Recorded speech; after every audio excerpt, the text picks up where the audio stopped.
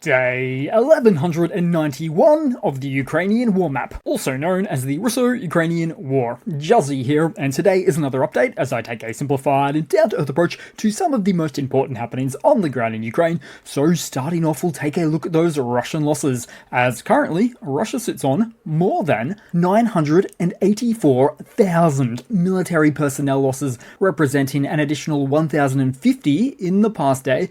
Then as for hardware, another day of nil tanks, as the previously seen tanks from the annual Russian military parade 3 weeks ago not yet appearing in battle, perhaps held back to ensure their availability for future parades so as to avoid the repeat embarrassments for next year's festivities. But we'll surely see a few in Russia's upcoming summer offensive campaigns. Also for losses, 1 APV, the lowest in a long time, and 31 artillery. Now to the map, and where a series of explosions rocked the Vanguard plant in St. Petersburg overnight, sending thick black smoke billowing above as flames engulfed upper floors of the facility. The Vanguard enterprise, holding the status of a strategically important enterprise in Russia, provides electronics and micro circuits, including vital components for air defense platforms like the S-400 and Tor systems. Officials confirmed explosions preceded the blaze, but offered no details about the cause, but to say that the blaze required 11 fire trucks and 41 personnel to extinguish the fire. The event marks the third consecutive defense-related fire of an electronics factory inside of Russia this week alone. A pattern which goes a long way to suggest a strategic shift in targeting by Ukraine's intelligence directorate,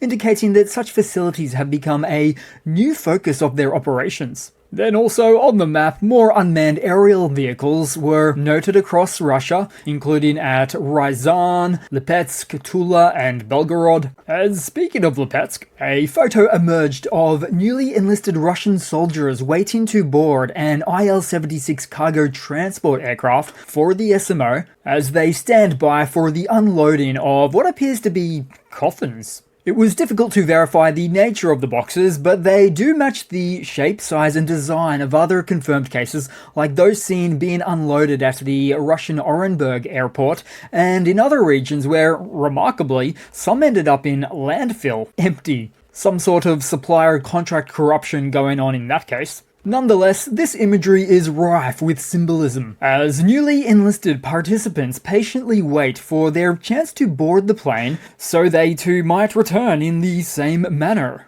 One of the new soldiers only brought with him a small plastic bag of personal items and the civilian clothes on his back to head off to war with, which is likely due to, as we've already discovered, new sign-ups having to BYO their own military gear. But back to the map proper, because meanwhile further sightings of UAVs were noted around the Moscow region, with footage recorded and putting the latest Russian air defenses on alert, as we saw the very much expected but hasty response of Russia deploying manual gun defenses as soldiers in armored vehicles were positioned around the Kremlin, armed with MGs to intercept the UAV threats. It's a response that reveals a significant gap in effective air defense measures, leaving key Russian sites vulnerable. And looking more broadly at these types of defense measures, where the embarrassment comes in because the Second Army of the world is now pointing machine guns at the sky in downtown Moscow. Oddly well timed too, because for the historical standpoint, it was 38 years ago today when 18-year-old West German pilot Matthias Rust landed a private plane in Red Square in Moscow. The air defense over Russia was surprisingly suboptimal back then as well. 4 decades of improvement clearly leaves a lot to be desired still. Then headed across to the Ukrainian map, and to start off with another anniversary of sorts, at the central northern end of Donetsk, where on May 20 of 2023, Russia won the Battle of Bakhmut, though at enormous cost. It was a moment where it was one of the first real insights into the Russian army on how they had fundamentally shifted their approach, abandoning professional military tactics in favor of brutal meat grinder style warfare. After that, eyes turned to Chasiv Yar, located 12 kilometers away, and as the next city to fall. But now, 2 years later, Chasiv Yar still holds at the front on this sector, though under relentless pressure from Russia's new and heavily attritional style of warfare.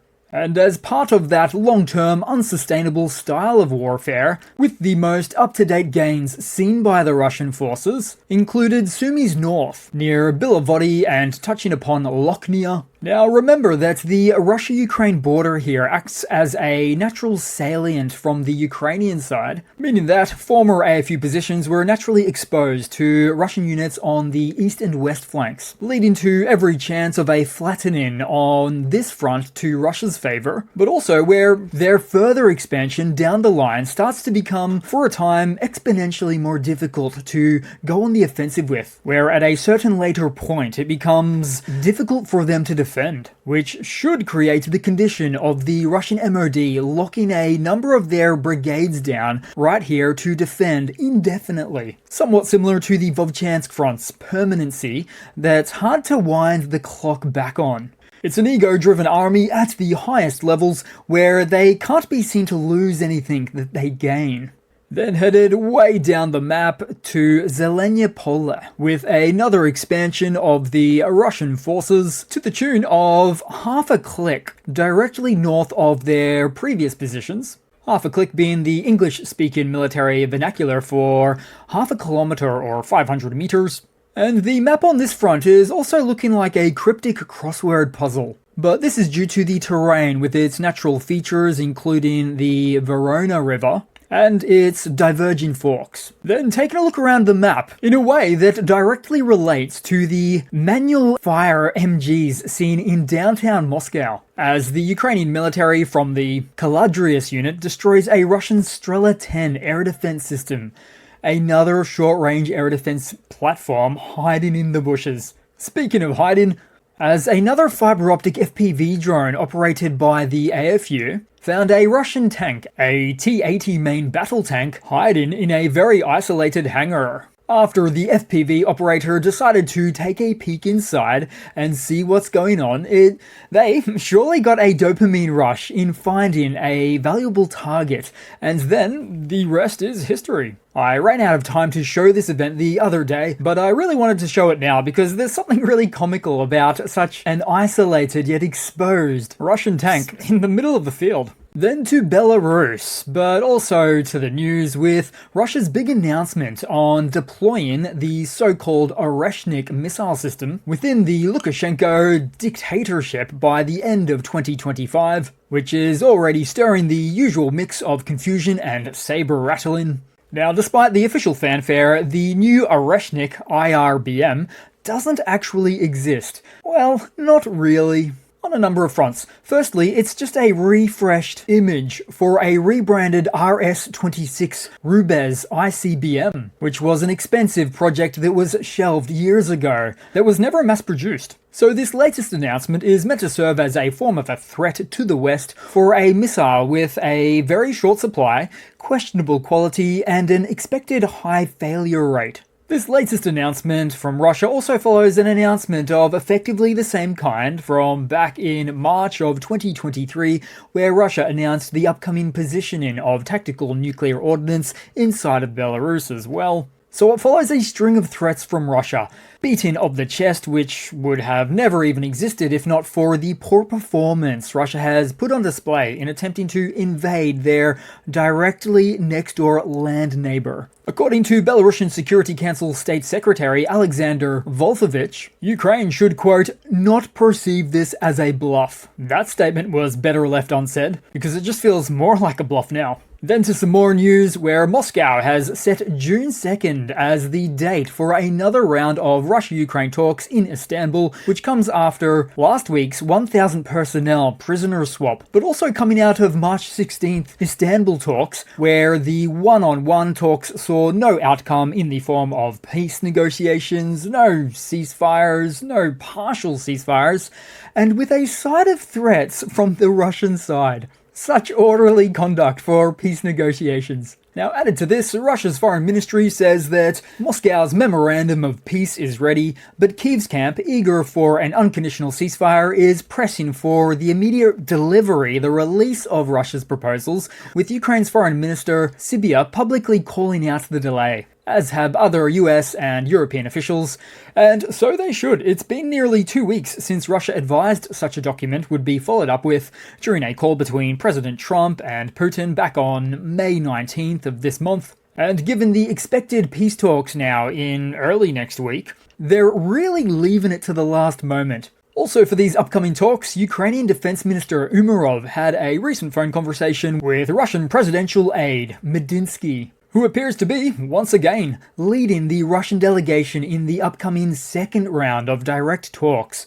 But surely by this stage, talks of this caliber should warrant the involvement of at least the Russian foreign minister, or even the Kremlin's top dog himself. Should Russia genuinely want to engage in peace talks after all of this time? Then to some unexpected news, where over 2 million leaked files have cracked open the heart of Russia's nuclear machine, exposing blueprints, tunnel maps, and embarrassing details about the Yasny missile base, the nerve center for Moscow's prized Vanguard hypersonic nukes. Investigators from Danwatch and Der Spiegel dropped the bombshell, revealing how Russia's supposed fortress is riddled with basic security failures and even furniture layouts, now becoming part of public knowledge.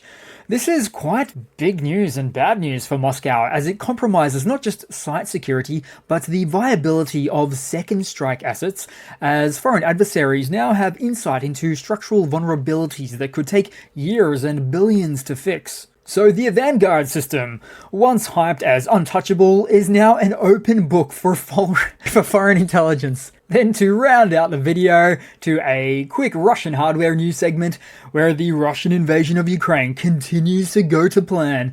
We are seeing ever more advanced vehicles fielded by Russians like this highly modified Lada, modified by way of becoming completely stripped down, painted, and with an added partial roll cage, but far from motorsport standards. And it's part of a wider situation whereby the Russian MOD has a love-hate relationship with these types of new additions to their professional army.